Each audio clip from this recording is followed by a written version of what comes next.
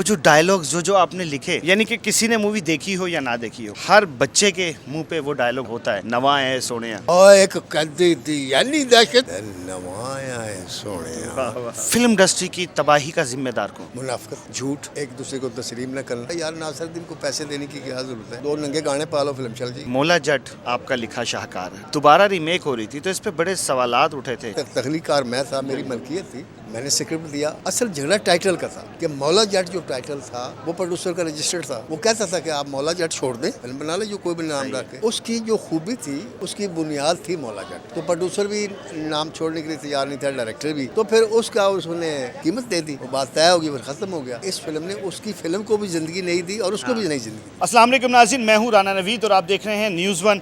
नाज़रीन, जो शख्सियत हमारे साथ आज मौजूद हैं, मैं चाहूँ भी तो इनका तारुफ नहीं करवा सकता।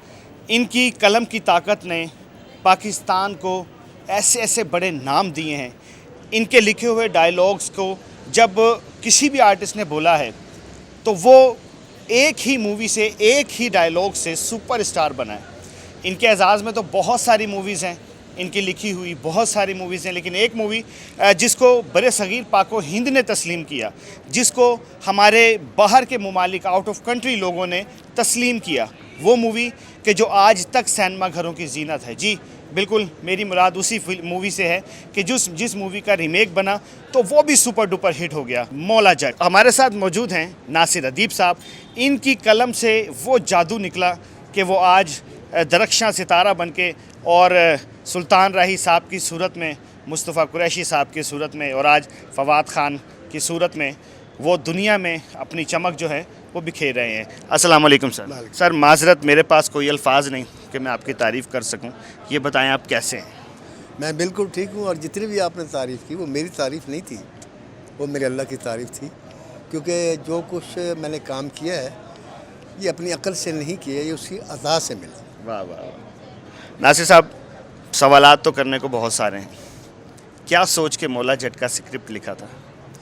देखें, मैं ये समझता हूँ कि दुनिया के किसी भी फ़नकार को ये पता नहीं होता कि वो जो फ़न पारा तख्लीक कर रहा है उसका अंजाम क्या होगा या वो शोहरत की किस बुलंदी तक जाएगा। न मौला जट के बारे में पता था कि ये पंजाबी फ़िल्म की संगे मील बन जाएगी, ना लेजेंड मौला जट के बारे में पता था कि यहाँ तक जाएगी। ये उसकी रहमत। डायरेक्टर्स ने ये स्क्रिप्ट लेने से ही मना कर दिया था? नहीं, डायरेक्टर ने, अल्लाह उनको गरीके रहमत करे, ये कहा था कि नासिरुद्दीन ने कहानी बहुत अच्छी लिखी है, मकाल में कुछ नहीं। अच्छा। तो उस वक्त सरवर भट्टी साहब ने मेरा साथ दिया। उन्होंने यूनुस मलिक साहब से कहा कि मलिक साहब ये जो कुछ भी है मेरे लिए बहुत अच्छा है, आप इसे ध्यानदारी से स्क्रीन पर चढ़ा दें। उन्होंने स्क्रीन पर चढ़ा दिया और ऐसा चढ़ाया कि शाहकार बन गया। वो जो डायलॉग्स जो जो आपने लिखे, यानी कि किसी ने मूवी देखी हो या ना देखी हो, हर बच्चे के मुंह पे वो डायलॉग होता है, नवा है सोने। एक ऐसा डायलॉग है कि हर बंदा ही इसको जो है ना वो अपनी ज़बान पे लेकर आता है। सर, आप जैसा शख्स कि जिसने उन लेजेंड्स को देखा है और बनते हुए देखा है सुपरस्टार, आज और उन आर्टिस्टों में आपको क्या फ़र्क दिखता है? देखें, मेरे से अक्सर लोग कहते हैं कि नासिर साहब वो डेढ़ मन के जुमले आप आजकल क्यों नहीं लिखते। तो मैं उनसे कहता हूँ कि वो डेढ़ मन के जुमले उन लोगों के लिए थे जिनकी छाती के ऊपर एक आदमी बैठ सकता था। हाय हाय हाय। तो वो जुमला मैंने लिखा था मुस्तफ़ा कुरैशी साहब के लिए मौला जट में कि वो जेलर पूछता है, कहता है नूरी तू इस जिंदगी की चाहना है? कहता कत्ल होना चाहना। हाय हाय हाय, वाह वाह वाह। ऐ जुड़िया पिंडा बखो बख देखना चाहना। ओए होए होए। अब वो मुझे बताएं वो जुड़िया पिंडा मैं किसके लिए लिखूं? तो मैं तो आर्टिस्ट को सामने रख कर लिखता था। मेरे सामने सुल्तान और मुस्तफ़ा कुरैशी होते थे। सर, मुस्तफ़ा कुरैशी साहब का बैकग्राउंड जो है वो सखर की ज़मीन से है, रोड़ी सखर, सिंध पट्टी से। आपने उनसे पंजाबी बुलवा दी और ऐसी बुलवाई कि कमाल ही हो गया। बस ये अल्लाह ने जब किसी को इज़्ज़त देनी होती है तो उसका वो खुद ही बंदोबस्त कर देता है। उनको पंजाबी फ़िल्म ज़ुबान जो आती नहीं थी, रवानी से वो बोल नहीं सकते थे। तो मैंने उन्हें कहा कि आप ऐसा करें कि सुल्तान राय साहब 7वें काले पर बोलते हैं, ओए नस्ता, आप पहले सुर से बोल। हाय हाय हाय हाय। तो उन्होंने इसको ऐसा पिक किया कि वो जेलर जो ओए एक कैदी थी यानी दहशत के नवाया है सोने। तो ये जो चीज़ थी ये लोगों को खा गई।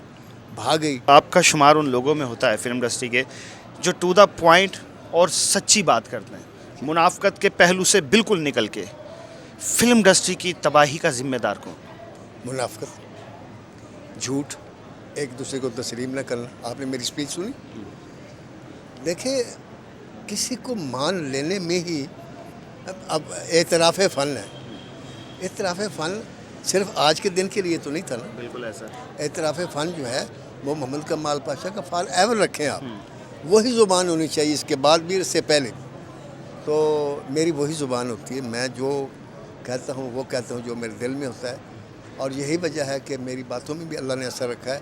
और मेरे इंटरव्यू कितना ही लंबा क्यों न हो, मेरी तकरीर कितनी ही लंबी हो जाए, मेरे आइडियाज़ बोर नहीं होते मेरे से। सर, नासिर अदीब, कमाल पाशा, परवेज़ कलीम, सैयद नूर दोबारा क्यों नहीं पैदा हो पा रहे?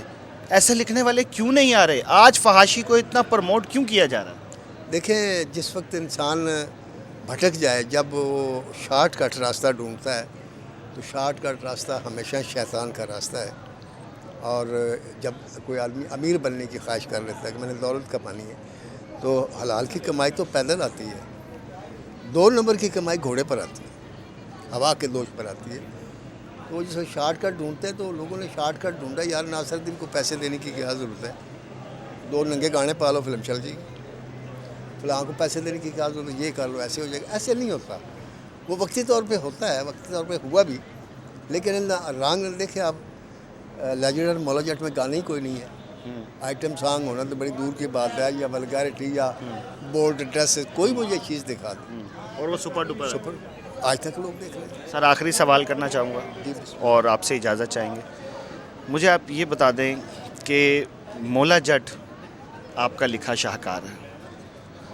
जब ये दोबारा रीमेक हो रही थी तो इस पे बड़े सवालात उठे थे। तख्लीकार मैं था, मेरी मलकियत थी, मैंने स्क्रिप्ट दिया। असल झगड़ा टाइटल का था कि मौला जट जो टाइटल था वो प्रोड्यूसर का रजिस्टर्ड था। वो कहता था कि आप मौला जट छोड़ दें, आप फिल्म बना लें जो कोई भी नाम रखे। लेकिन उसकी जो खूबी थी, जो वो एक बिल्डिंग थी, उसकी बुनियाद थी मौला जट। तो प्रोड्यूसर भी नाम छोड़ने के लिए तैयार नहीं था, डायरेक्टर भी। सर, इससे नाम भी तो आप लोगों का ही बड़ा होना था। हाँ जी। तो फिर उसका उसने कीमत दे दी, वो बात तय होगी, फिर ख़त्म हो गया। इस फिल्म ने उसकी फ़िल्म को भी ज़िंदगी नहीं दी और उसको भी नई ज़िंदगी दी। ऐसा ही है। तो ऐसा होता है, लेकिन बहरहाल हर आदमी का अपना नुक्ता नज़र। फवाद चौधरी सही उतरे? आपकी जो जहन में मौला जट था या नूरी नथ में जो करैक्टर था, आपकी नज़र में वो पूरे उतरे? जी, वो पूरे उतरे थे। लोगों ने आज तक लगी हुई है, यानी कि आज तक ये नहीं सर, दी लेजेंड मौला जट जो न्यू मैं बनी। लेजेंड मौला जट की बात कर रहा हूँ।